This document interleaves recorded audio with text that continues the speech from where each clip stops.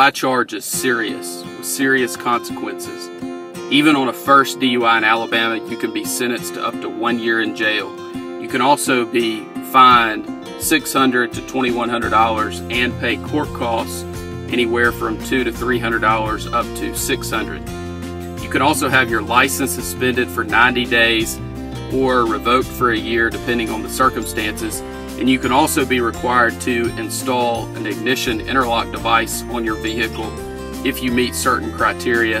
And you could be required to attend the court referral program as well. We understand how you feel. We've represented 1,000+ people on DUIs and have handled thousands of cases throughout the state of Alabama. We know that you're scared. We know that you're anxious. We know that it is very, very difficult to decide which attorney to hire to represent you. The one thing that you need to know is that you definitely need an attorney to help you through the web of pitfalls that are out there, because DUI defense is very complicated if it's done correctly. It's just hard to know for you as a layperson exactly who to hire, or if what someone on the phone with you or who is conversing with you is giving you the correct information.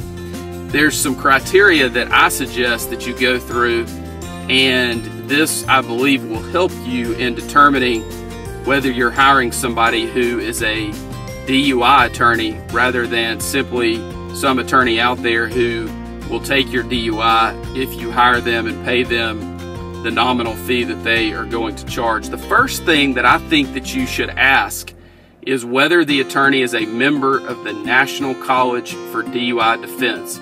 This is a very solid organization that has been around for many years and is focused on the education, training, and is information-based for attorneys to learn about and practice and network and connect with other attorneys who primarily handle drunk driving cases. It's very important, if you are seeking out the best representation and if you are seeking out the best result on your DUI, that the attorney that you hire is a member of the National College for DUI Defense. The second item that is a necessity, in my opinion, is that the attorney that you retain to help you with your DUI case in Alabama is certified per NHTSA, which is the National Highway Traffic Safety Administration, to administer standardized field sobriety tests. These are the same tests that you were asked to perform on the side of the road. It's very important that the attorney that you hire is trained in these tests and is familiar with these tests, because as I'll go over in just a minute, there are many issues and items that you can spot if you're trained in these tests and you're trained what to look for. You're going through the same training that the officers go through during their certification process. And it's not just about the tests, it's about the arrest process. It's about the phases of the arrest process, the vehicle in motion phase, the personal contact phase, the pre-arrest screening phase. You know, there are most attorneys out there that are unaware of those issues that they need to be looking at to determine whether there is a legitimate legal argument, or it will help them to uncover a factual argument in your case in order to get you the best result possible. You also need someone who is very experienced and well-versed in the driver's license aspect of your case. There are lots of folks out there that are unaware of the specifics about driver's license issues associated with DUI. You've got the administrative suspension on the front end, and you have issues related to an enhanced suspension time or revocation, and also the ignition interlock, which is tied into that. And also you have the suspended time on the back end if you're convicted. There is very specific and detailed and complicated aspects of the driver's license portion of a DUI And there are a lot of folks out there that are handling DUI cases that are unaware. And it's sad to see that, because there's a better way to do it. And that's the reason that I believe those criteria will help you get to someone that can give you the best result possible and that can help you in navigating these pitfalls that are out there, because there are many out there, and they get worse and worse as the legislature continues to modify the DUI statute. There are people out there that get arrested for DUI, and you refuse the test, but you know that you were drunk, impaired, whatever it might be. And there are also people out there who submitted to the test and they're well over 0.08. They may be a 0.16, 0.20, 0.25. Those people out there need to know that pleading guilty is not their only option. They need to know that there are lawyers out there, such as myself, and there are other good DUI defense attorneys in the state of Alabama that know how to litigate these cases, know what to bring up, and know how to handle these in a way that is going to get you the best result possible. And it's very important that you hook up with and work with someone that understands the ins and outs of DUI defense, because even though you may feel like your case is hopeless, there is a way to suppress some of this information, to suppress some of these tests, to keep information out of evidence, or to negotiate and work something out so that charges may be dismissed or reduced for a non-DUI disposition. Because our goal in every single DUI case that we handle is to either have the DUI dismissed or to have it reduced and settle the case for a non-DUI disposition. If those two things are not possible, the next step for us is trial. And if the client decides that the client would like to proceed to trial, then we encourage that, because if a client simply pleads guilty, the client is going to suffer the ramifications and the repercussions associated with a DUI conviction. So we always encourage our clients to proceed to trial on their cases, because we know what the result is going to be if they simply plead guilty, and we would like to avoid that if we can. And it's the client's decision ultimately, but we always encourage clients, and we encourage them to look at all aspects of the information that we present when they're trying to make the decision about trying their case or accepting an offer that is on the table. So the first step in a DUI defense case is to secure the license issues. That it may include requesting a hearing, may include requesting a review, it may include going to the driver's license suspension hearing, it may include filing a lawsuit against the Alabama Department of Public Safety. But no matter what stage you're in, whenever you choose to retain us, we evaluate it and go through a very sophisticated process and procedure that we have put together to handle these cases in order to give our clients the best chance of success on their cases. The next thing is for us to gather information from you and about you. We have a very extensive questionnaire that we will either go over with you or send to you, or you can pick it up from us, and that gives us lots of information about you and helps us to humanize you with the prosecutor and the other parties that we will be dealing with on your case. We will also give you a plan of action. A lot of people get worried because they feel like they're not doing anything to help their case, and we'll give you a plan of action and things that you can focus on, and we'll counsel you not to worry about your case or worry about the outcome, but let's focus on the process. Let's focus on what you can do today to help you as a person, but also to help you with your case. And that's one of the things that we feel like separates us from other folks that are out there, because we will give you a plan of action and go over with you the things that we feel like you should do to help us help you. And it gives folks a lot of comfort in doing those things, and those things always help and they never hurt, and we feel like it's important for you to take the action steps that that we give you. The next step that we go through is we'll file documents with the court, and we get to choose what documents those are. We'll file a notice of appearance, usually a motion to continue, and we may also file other documents at that time as well.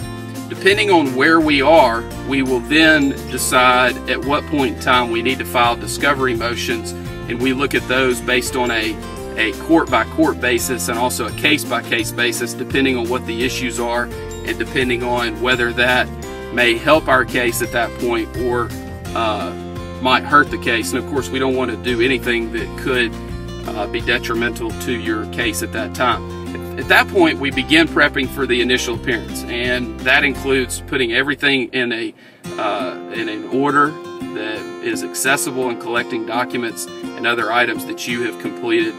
And then we begin, of course, moving towards that first court date, whenever that might be, whether it's on the initial court date or usually the case would be continued at some point. After that, we begin the evaluation process of your case.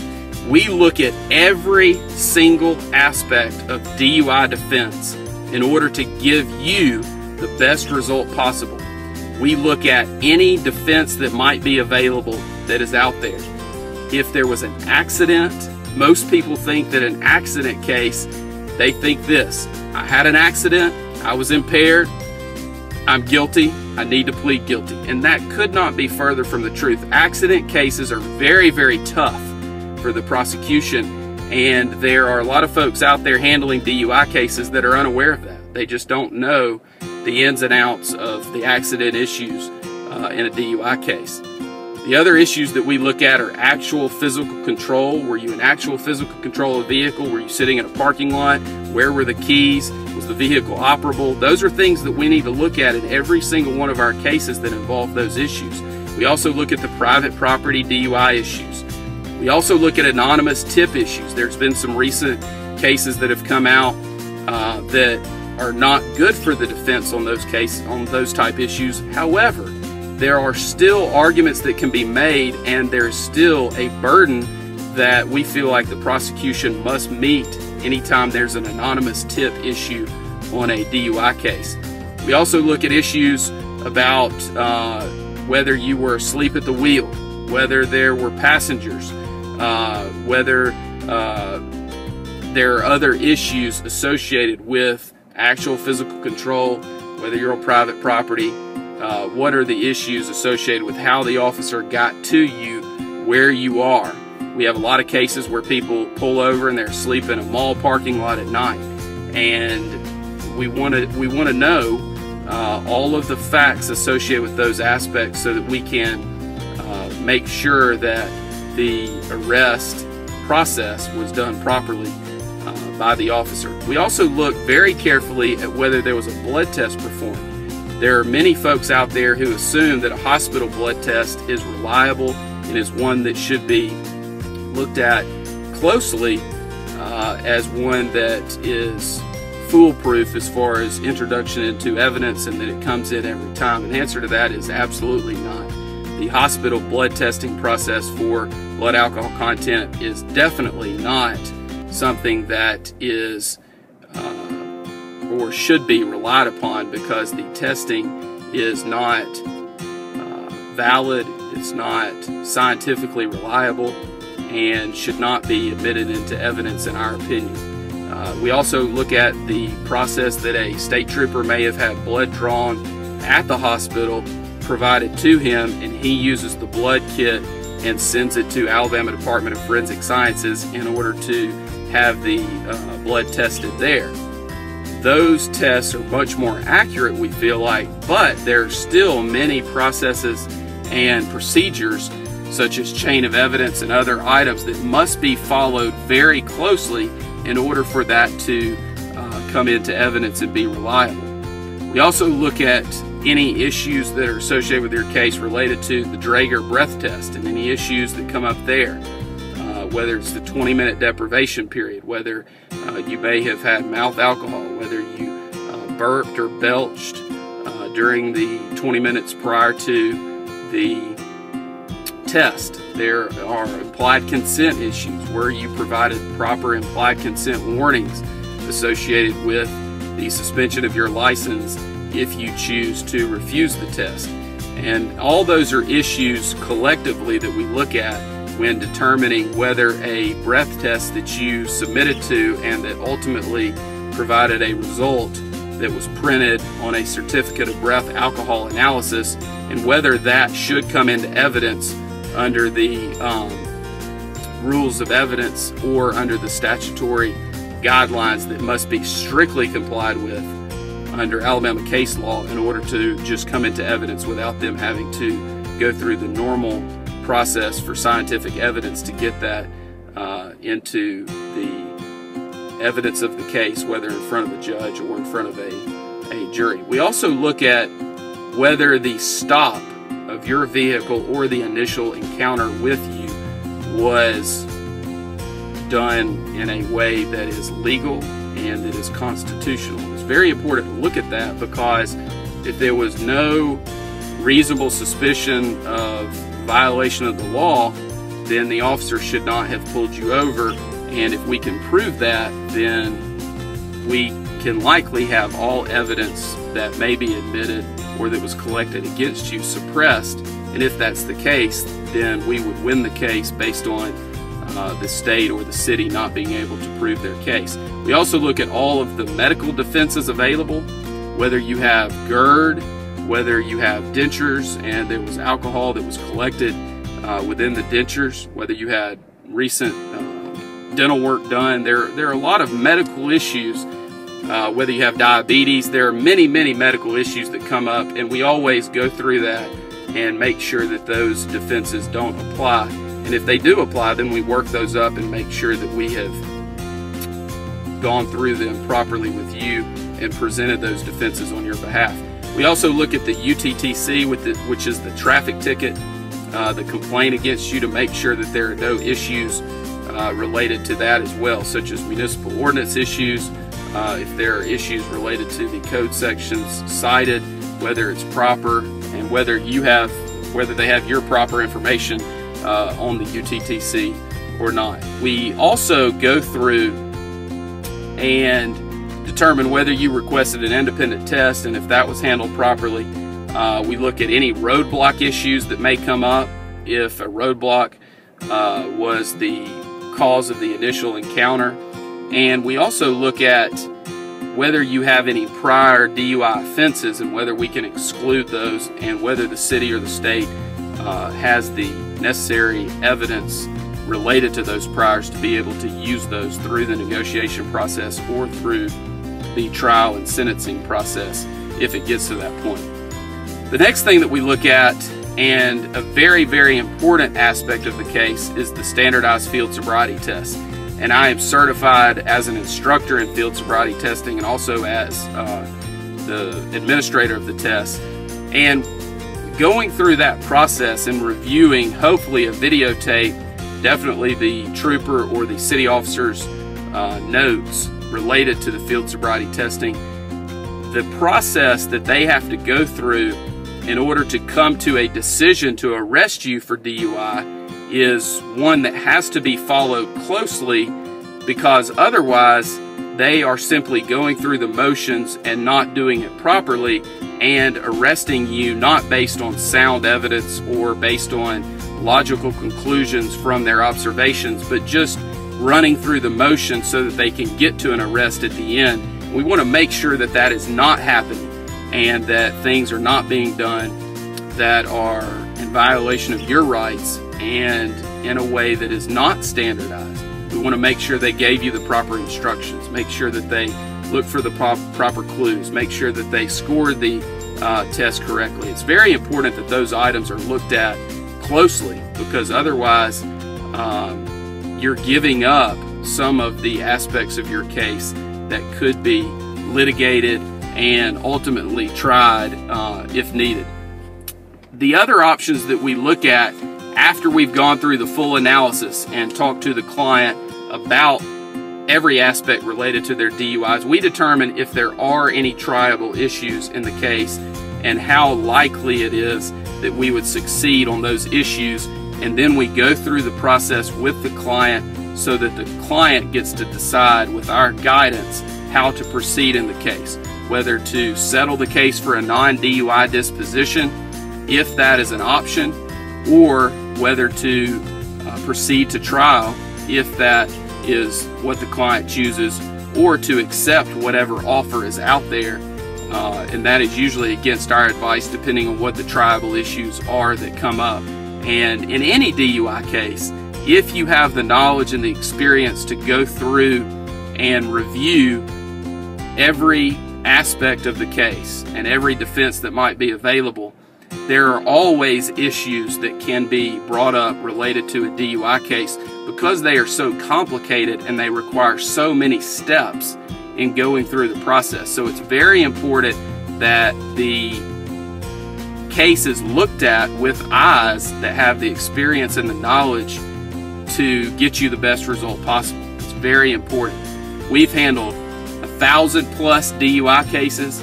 We've resolved 5,000 or more charges throughout the state of Alabama, and we can help you with your case.